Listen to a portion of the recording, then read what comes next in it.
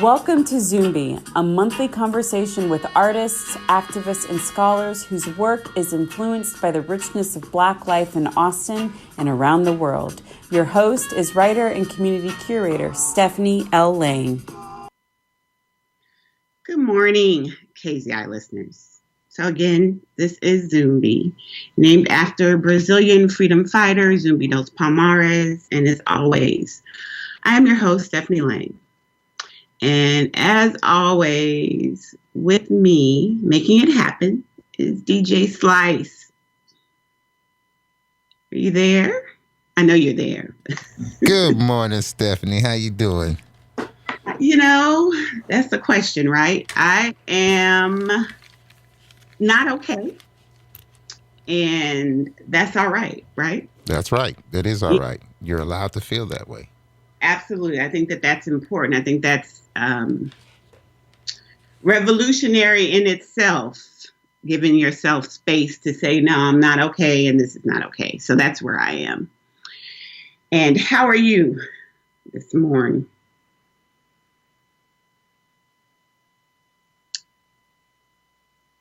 I'm sorry, this phone been ringing off the hook. You know, it's one of these days where everybody is feeling these emotions about everything that's going on. Yes. Our guest is calling me on my phone. Let's see. Hello? Hi, so I'm on the air now. Uh-oh. Is he doing it on Skype? Oh, okay, so we're on now. What we'll do is just do it through speakerphone, okay? Okay. Okay, will that work for you, DJ Slice? That's going to work fine. Okay, let's do a quick test. Okay. All right, we're making it work. So we were just talking about, not being okay, and that's fine, right? Being where you are. One of the things, Slice, that has kept me going is, thinking about the work with ZUMBI, and a lot of the programming with KAZI is spotlighting folks in our community that are doing the work and have been doing the work, right? Around, organizing and social justice and all these things. And so our guest today is no exception at all to that. Oh, and I have an echo, and I'm not sure how to handle that. Oh, just a little. Just turn it down just a little bit. Just a little bit. Okay. Just a little. Okay. Just a little. Okay. All right. So, our guest today is Mrs. Barbara Scott. To most, and to me, I'm Barbara, because you know how in our community, it really clearly takes a whole community to rear folks. And I have been fortunate in Austin to have a myriad of community people that have helped nurture and guide me from a child till now, and they're still doing it. Will be quick to check me in a moment, and I appreciate that. Do you have that in your life as well? Oh, yeah. Yeah. Definitely. All right. So my guest. Even at my age, I do. All right. So this is our guest again, Mrs. Scott. Let me tell the folks a little bit about you who don't know, and then we will just get into this. All right. So Mrs. Scott was born in Jackson, Mississippi, the fourth child and only daughter of Mr. and Mrs. James W. Smith, Jr. Barbara attended Holy Ghost Catholic School in her formative years and transferred to the Jackson Public School System, graduating in 1969 from Sam M. Brinkley High School. Okay, Barbara's beloved father died in 1967 at the end of her sophomore year in high school, which changed the course of her life. Instead of furthering her education upon graduation as she planned, Barbara decided to seek employment to help support her mother. South Central Bell was looking for Black women who were capable of doing jobs that were traditionally held by white women, and was hired in June of 1969 and worked as a long-distance rate operator, and interim service assistant until December of 1972. Barbara's future husband lived in Austin, Texas, so she moved with him moved to Austin with the hope that her job would transfer her. She married Raymond Scott on February 3rd, 1973, and has celebrated their 47th wedding anniversary. Woo! Big goals. On February 3rd, 2020. Barbara received a call from Southwestern Bell Communication at the end of that year to inform her of a position. She has held several positions with them, and I'm kind of cruising through some of this so that we can talk more. And these jobs require continuing education courses in telecommunication switching systems. Upon arriving to Austin, she became a member of Holy Cross Catholic Church, yes, of which she is still a member, and has held several offices from different ministries in the church. She is presently a member of the choir and family life ministry. While working a full-time job, Barbara raised a beautiful daughter, as well as supported her husband, whom pastored Goodwill Baptist Church for 17 years. Her husband's health began to fail and was in need of more palliative care. On September 7th, with 37 and a half years of service, Barbara retired and it continues to be his caregiver. So let's see, there's so much. I always feel funny about trying to condensing someone's whole life into a few minutes, but we're going to get to talk more about it. But I do want to also mention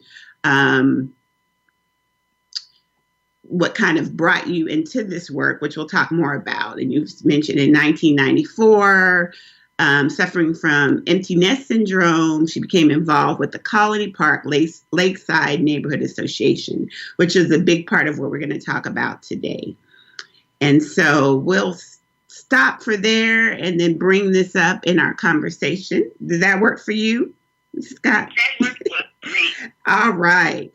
So, and some of what I read, speaks to this already, but one of the things that I always find really important is talking about what brought folks to the work they're doing now, right? There was a journey, there was a story, there was like a testimony that brought you here, right? So wanting to kind of start with that and then going into just first of all, for those folks who don't know about the Colony Park Lakeside neighborhood community, to kind of give a brief history of that that area.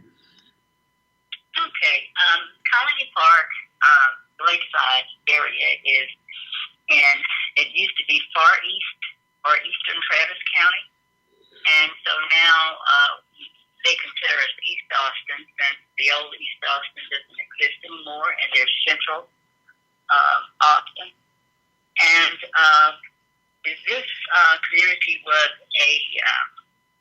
basically a military community. It was created for affordable housing, and a lot of ex-military, a lot of veterans, and at that time we had Bergstrom Air Force Base. And so a lot of the people that worked at Bergstrom that were in the military lived in this area. It was it was a new community, and I actually wanted to move to South Austin, and my husband told me, no, I have to be around my people. So we moved to Colony Park Lakeside. We actually moved in for $1. And even at that, we were trying to figure out how we were going to pay $300 a month house note because we were young. And but we managed to do it. And that's the neighborhood has been here since 72 that I know of. We moved out in 74, I believe. And I love the area. You can get to any part of Austin that you want to still in about 20 minutes now. And so I just like the area. I like the schools out here.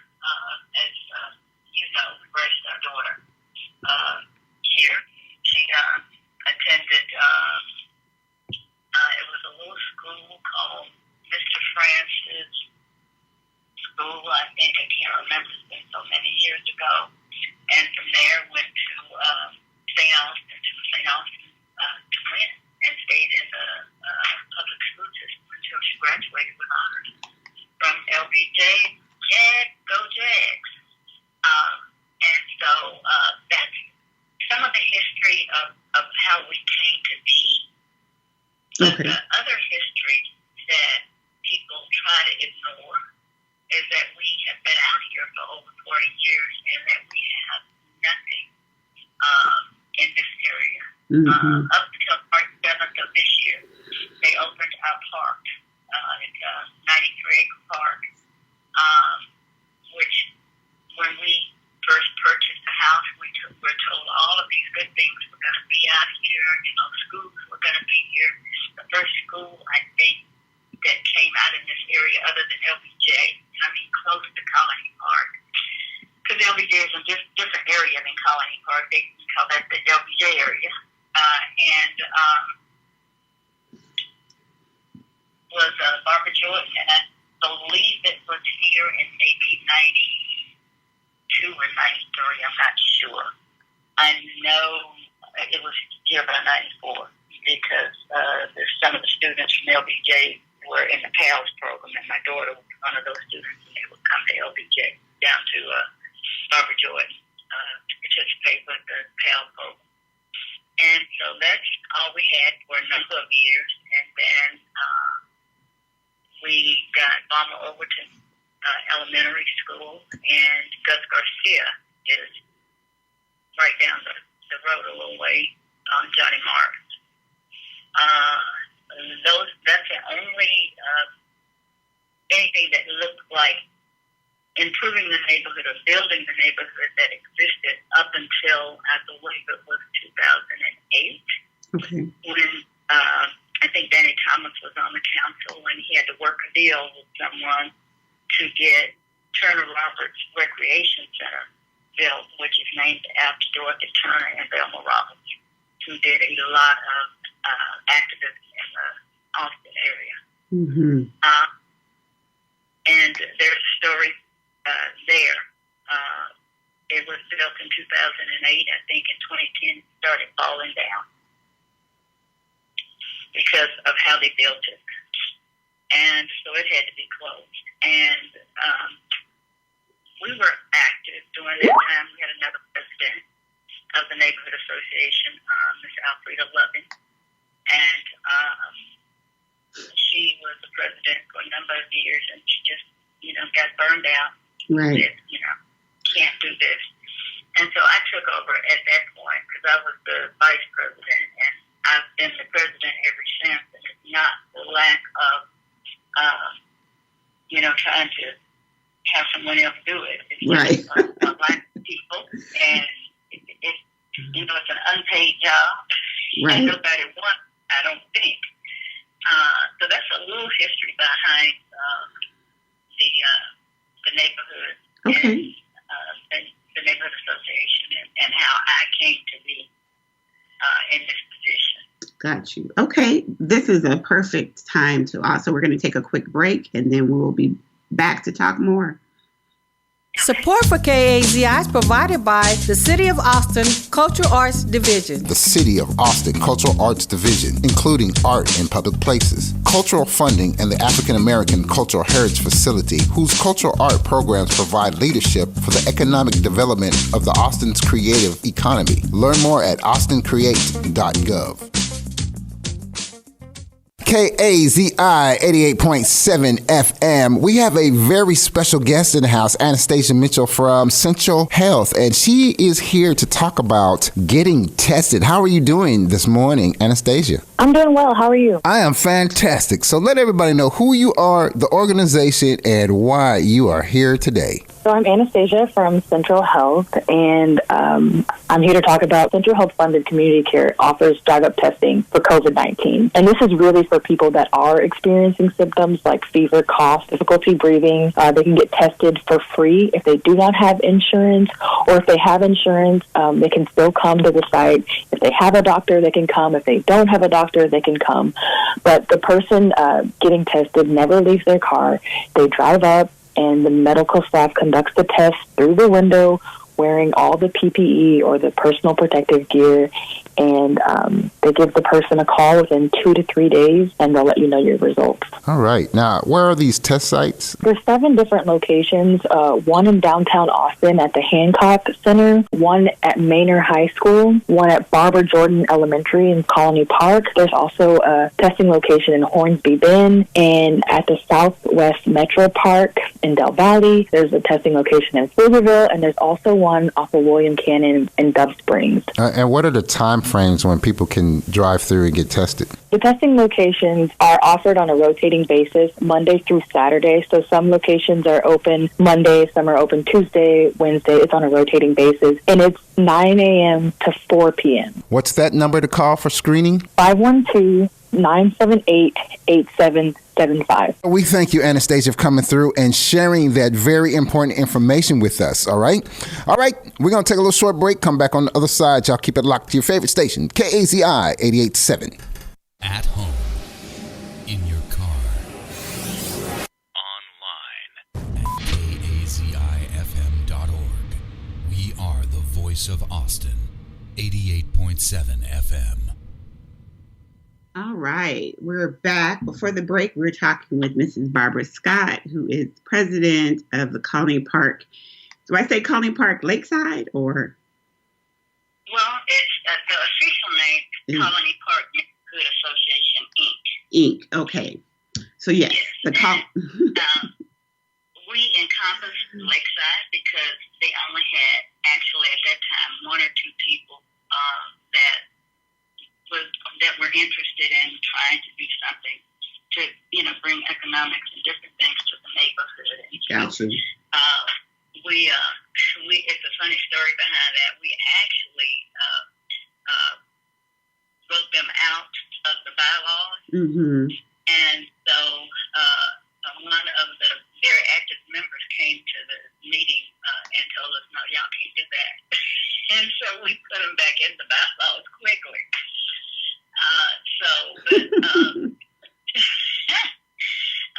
Yes, we have some really faithful members in the organization. We have what we call our core team. It's Mrs. Helen Miller, who lives in Lakeside, Mr. Shannon Jones, who lives in Manor. We have Miss Mitzi Wright, who lives in Colony Park. Myself and Miss Erin Knox lives in Agave. And so in developing this core team, we tried to encompass as much of the area as we could, so all the different areas could work together. Mm-hmm. Because you really don't get anywhere when you're working by yourself. Absolutely. And so it's been a good partnership. Mm-hmm. The exclusive negotiating agreement has just recently been signed. That was a little bit more lengthy a process than we expected or wanted, but it's signed now. And so the City of Austin Economic Development Department will be in talks with Catalyst, and that's the same developer that developed Mueller or Miller, as we know it. And so we have great hopes. We have great hopes. We know that it's going to be a challenge, Right. but I don't doubt that we'll get it done. Absolutely. So let's again, it's amazing how fast time goes. For folks that are not familiar with Colony Park, and you'd mentioned several really important historical points. So this is a community that is predominantly Black and brown, correct? And a community, okay, right, and a community that has been, in many ways, people would say neglected, right? There's been a lack of resources. There's been a great lack of resources. Okay. Before this project started, when we'd go to different places and say, we're from Colony Park, and they'd say, where is that? Don't know where that is.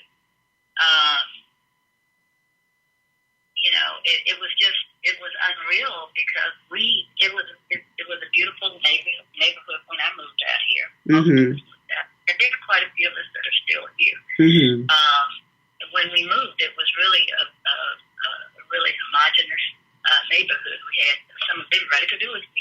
military. And so it wasn't just one ethnic group or the other.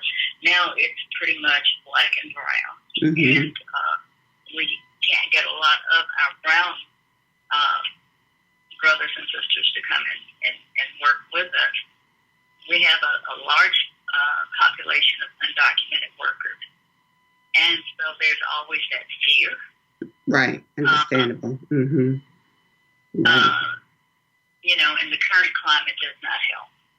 Right. But what really got me started in this, and you know most of this, is that our daughter left and went to Prairie View and fell in love with it. We thought we would never get her out of school. But she graduated in 1997 with an undergrad and graduated with a master's in 2001, I believe. And she worked during that whole time. And in 2011, she developed a blood clot. And the doctors missed it. She was going to the doctors and all of that, and they missed it. And so she threw a clot and died. She had just turned 34 years old. And so I'm sure I'm helping some of the people out there, because I never really said what she died from. I didn't feel like it was anybody's business. So I'm sure some of those people that are really curious out there are finding out information that they've been waiting for almost 10 years. But she was a school teacher at first, and when she passed, she was a counselor, and her passion was children. And it was so strange. We could go to Walmart, and I'd look behind her, and for some reason there was a trail of little ones following us. It was like a magnet. And so I just kind of threw myself, mainly to save my sanity, into the neighborhood association. And then when I did that, I found out that I was fulfilling, a dream that I always had, because if I had attended college, I was going to major in political science. And so we started meeting with the city of Austin and demanding, not asking, but demanding to also be at the table to decide what was going to be put in our community. Originally, they decided that it was going to be affordable housing. And everybody that we know knows that when they say affordable, they mean low-income housing. And we were already oversaturated. At that time, we had, I think, 5 or 6 tax credit properties out here. So we realized if you just keep putting, affordable or low-income housing with people that have that salary, that we were never going to improve the area. And so what we started demanding was workforce housing, because you have a large population that work every day and cannot afford to buy a house, can't afford insurance. It's just almost you're stuck in between. You make money, but you don't make enough to really provide like you should. Right. One of the things that we realized was that we have the highest rate of morbidity in Eastern Travis County, because there was not a health center out here. So we've been working with Central Health, and they are going to have a presence on the 208 acres of land that's city-owned land. And we are hoping that we will have that sooner than later. I think that COVID-19 has removed the veil of mystery, if there was one, over healthcare in the city of Austin and across the country, really. Right. Because I'm sure, like our community, there are a lot of black and brown communities across the country that have to travel significant miles to get health care. Our family doctor at one time was in Round Rock. And we have transportation. So we have a lot of people that take public transportation. And if we don't take care of our neighborhood, they're going to they're going to be extinct. One of the other things that we have is we don't have a grocery store. Mm-hmm. We don't have a full-service grocery store. We have a large Mercado out here, and the prices are double. The food quality is not that good. And we also have an HEB that's on Springdale. And I will just put it out there that the food quality in that HEB is nothing like the food quality in the HEB that's over in the Mueller Project. Mm-hmm. And so, therefore, most of us go to Mueller or Hancock to shop. Mm-hmm. And so, again, it's an area that's been disenfranchised for over 40 years. It's been disenfranchised much too long. With us, when we go and say we need XYZ, it's always, we don't have the money. Just don't have the money for that. Right. But if I live somewhere else, I could go to them and say I need XYZ, and they would not only give me XYZ, they give me A, B, C, D, E, F, G. Right. So that's what we're working on is trying to work with the city of Austin, and they have been very, very good. I will say that. But whenever we go to a different department, it's a learning curve that we're dealing with because people that have worked in these departments have done things this way for so many years that they think they are right. They think that they know what's best for the community because they've done it for so long. They built this building or that building, or they put housing in these communities. But nobody can tell my story the way I can tell my story. Right. Because I'm the one that has done without. I'm the one that has had to get up at 3 o'clock in the morning and take a sick husband over to St. David's on 32nd Street because there's not a hospital close to us. There's not a doctor close to us. And, if I feel like I want to cook, I got to go across town to buy groceries. Right. There's not a drugstore in this area. And that's the reason we say we need a full-service grocery store, which will have everything that the HEB and Mueller has. Right. We work with AISD. We've had a good relationship with the principals at the schools that are out here. Mm-hmm. And so we are trying to improve the education for our children that live in this area. So that's Right. basically what I'm about and what I do. It's not about me. You had to really convince me to do this because I'm really an extrovert. People don't Right. think that I am, but I am. COVID has been good for me in a sense that I get to stay at home and I don't have to go anywhere. Right. Yes. And thank you for doing this. I think it's really important. And I know that we're almost out of time, but the work that you and the other organizers in Colony Park and under your leadership are doing, I think it's really important, especially now when people are feeling so powerless and what can they do and the ways that oppression looks, in different ways, right? And thinking about what's happening in, these different communities. The work that you all are doing, that you've done, is very empowering and encouraging for folks that are out there that are like, the things that she's talking about, I see that in my neighborhood, in my community. What can I do to make a difference? So I thank you. And I know that this was not necessarily your thing, but thank you for sharing this.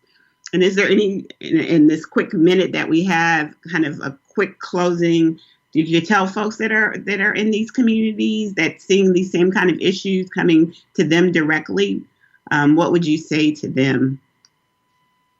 Get involved. Mm-hmm. Get involved. No, you can't wait for anybody else to do it. You've got to do it yourself.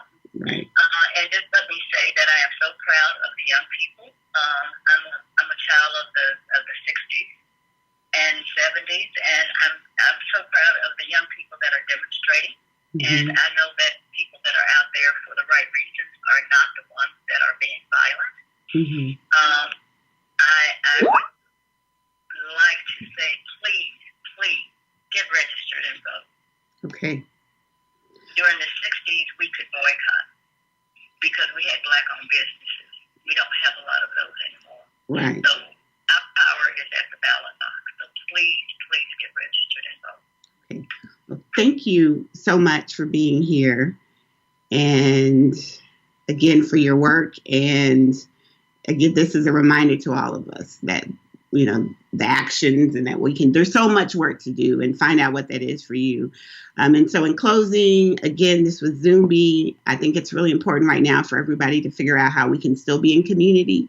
That is how we have survived and will continue to survive. It's definitely more challenging right now with COVID-19, but there is a lot of stuff going on there. I know KZI is doing continued programming. The Carver is having a Juneteenth event with Six Square and some other businesses, organizations. There's the African American Book Fair. There's several folks doing a lot of healing work. So really encourage you all to kind of seek out community right now. So again, thank you so much for being here. And this was, all right. And this was ZUMBI. This is Stephanie Lang. Until next time. You've been listening to ZUMBI with host Stephanie L. Lang on KAZI 88.7, The Voice of Austin. ZUMBI is